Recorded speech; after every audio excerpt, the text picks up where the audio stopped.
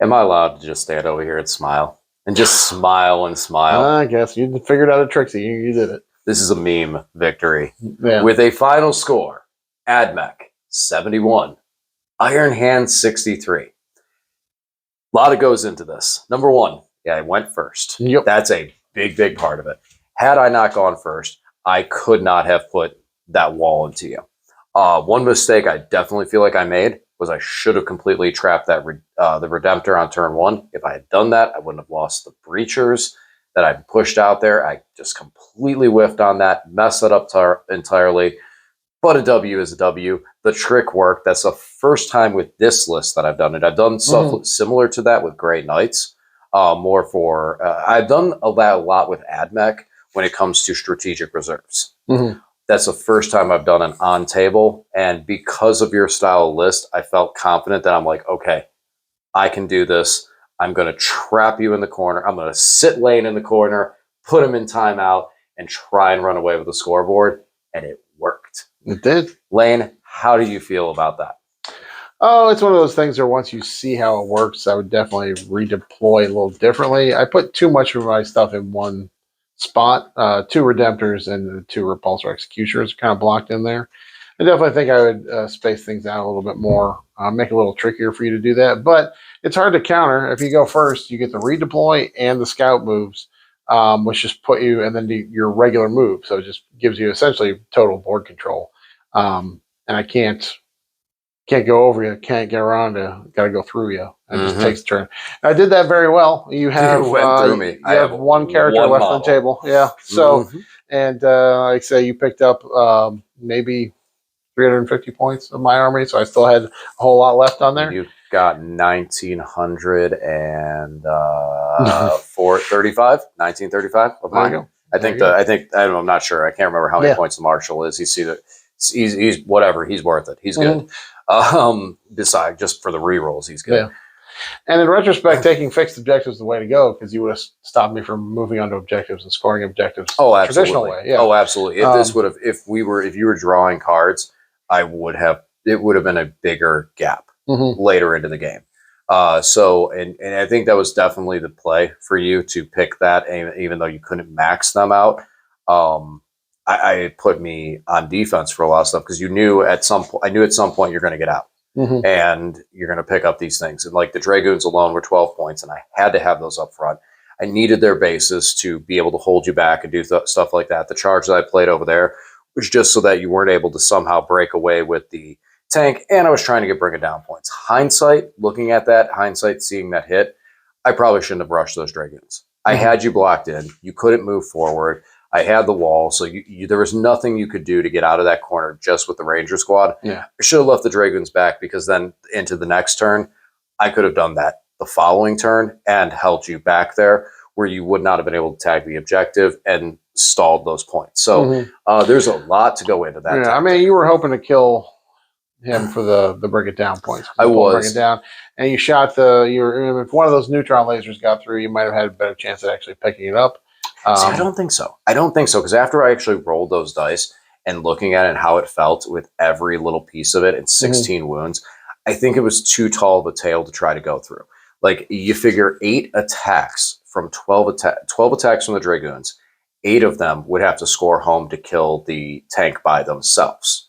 So that's the first part of it. And that's not even saying with you deciding to pop Armor of Contempt to reduce me down to AP1. So that right there, just, you could very, very, very, very, very much so stop them entirely. And then, especially because I hit on 4s. Yeah, I'm going to proc a couple 6s for double sustained. Okay, whatever. I'm wounding you on 4s again. So the numbers are not in my favor. And then, like you said, with the neutron laser, I only got 1 laser onto it, and had that laser actually, and like you said, if I hit, even on odds, 1 hit, 1 miss, and I wound you, what am I knocking off? D6 plus 1, so I get, 4 or 5, I get 5 wounds on you. So 11, so I still need 6 Dragoon hits to go through. I don't think that there's a realm where the numbers are in my favor that don't involve, wow, I just hit wounded with 2 neutron lasers and did like 10 damage before the Dragoons come in. Yeah. The tank shock is something. I mean, there is that. But I feel like with what I was trying to do, which was lock you out of primaries, I kind of lost sight of it in that. And again, first time doing this kind of trick with this army. I've done it a couple times different ways, not like this. Mm-hmm. Now in hindsight, it's focus on the primary block. And had I done that, I could have probably shaved another 5 points off of you and on that objective towards end of game by just making it difficult for you to get through that stuff. Yeah. So this mission, primary mission, definitely advantages you too because there were fewer objectives for you to have to block me off of. And my home field is only scoring me 2. For example, if there was an objective in the middle of the table, it would have been more difficult for you to block me off of that because I had control of the middle. I think it would be more of a challenge if you had to block me off of 5 objectives instead of just trying to block me off of 4. But I would have also, to counter that point, was able to hold the middle for 3 turns. Mm-hmm. So I would have been able to score potentially more points than some of the other ones. Like when you look at the mission where you score bonus points for holding a objective marker with a character. Mm-hmm. I held that one. I could have held that one with a character all game long and got bonus points on that.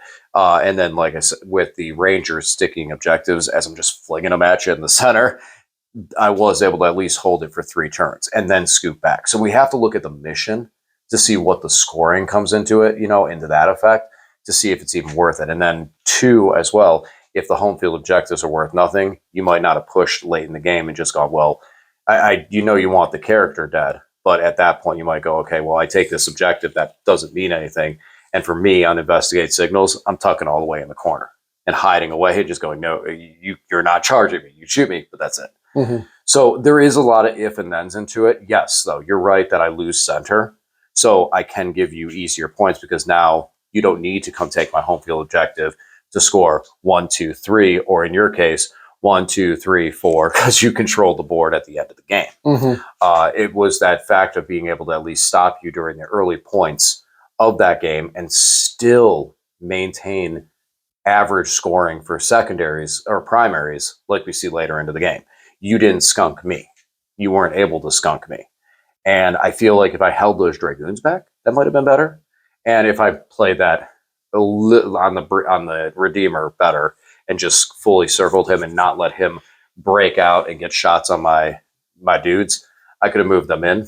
Would have probably triggered your strat because I don't have enough damage there to completely take out one of them. I got very lucky over here with the neutron lasers just picking him up without him getting to shoot back. Yeah, failed both saves and you rolled good on your damage, so I picked up the Redemptor without him getting a chance to shoot back. He didn't get below half wounds, just got aced. So yeah. I didn't get to use the shoot back strat this game, which I still don't remember what the name of it is. No, but you use the other one a lot.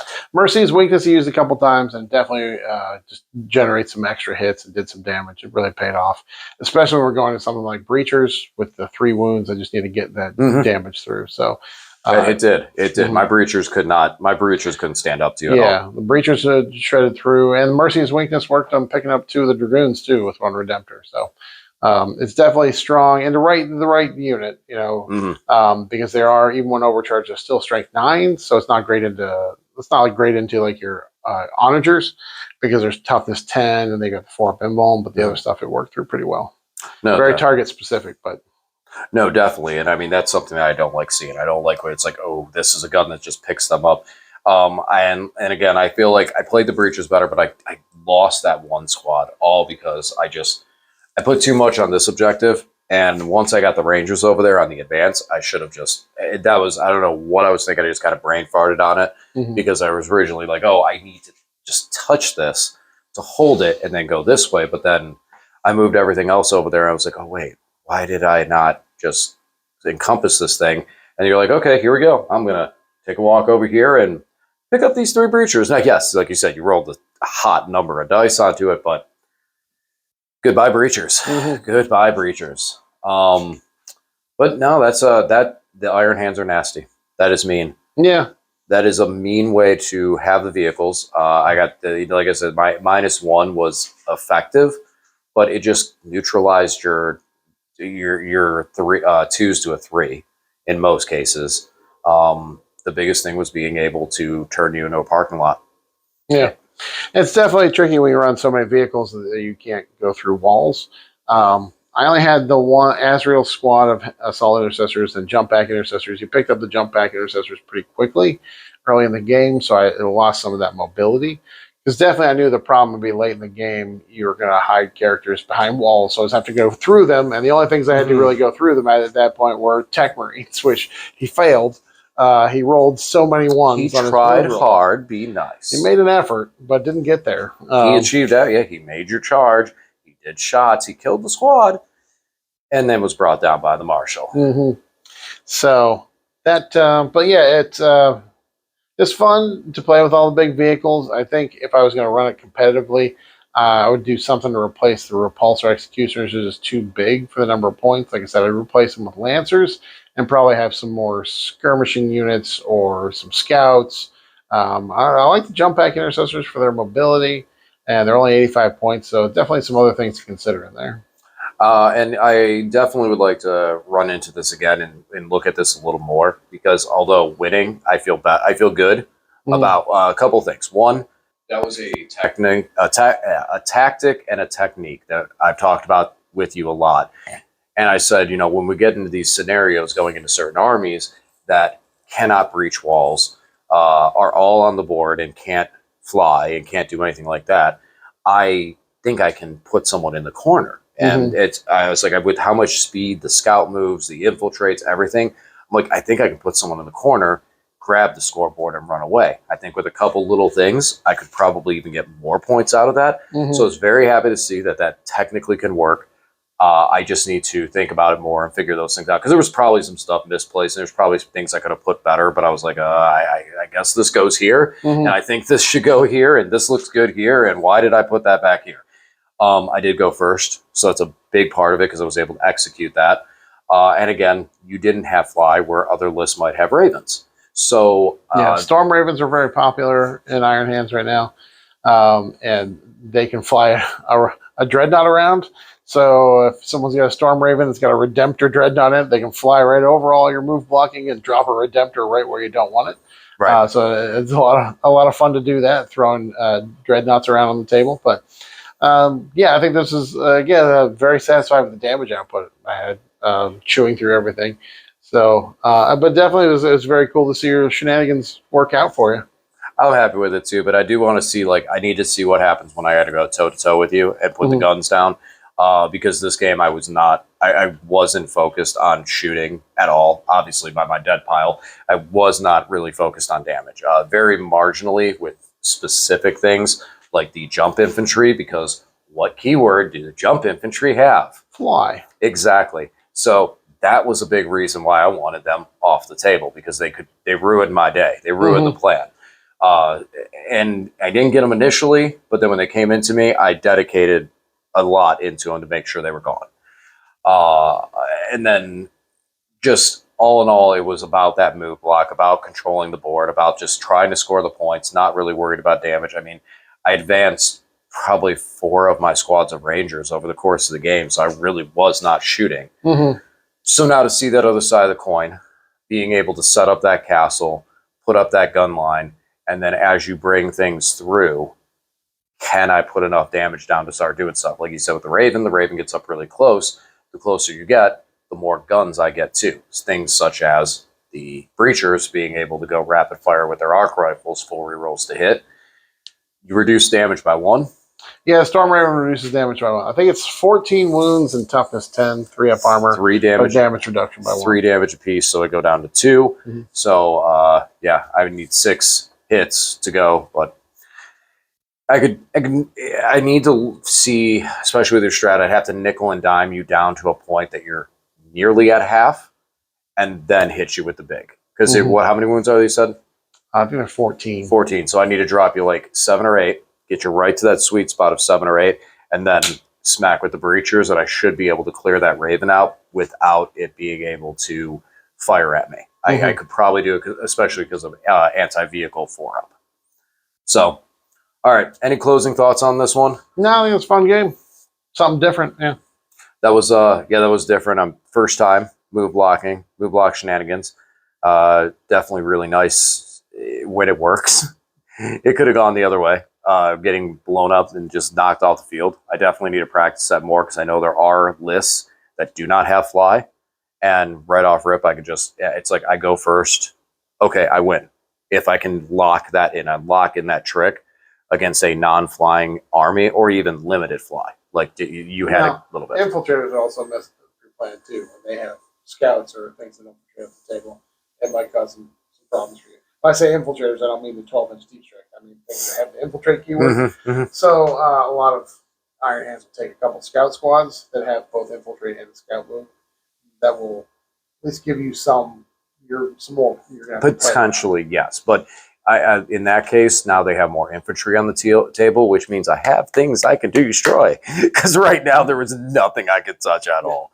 It was impossible. Everything I'm hitting, I'm like, just 2 ups, 3 ups. Just why am I rolling dice anymore? So, all right. Well, I think that about wraps it up.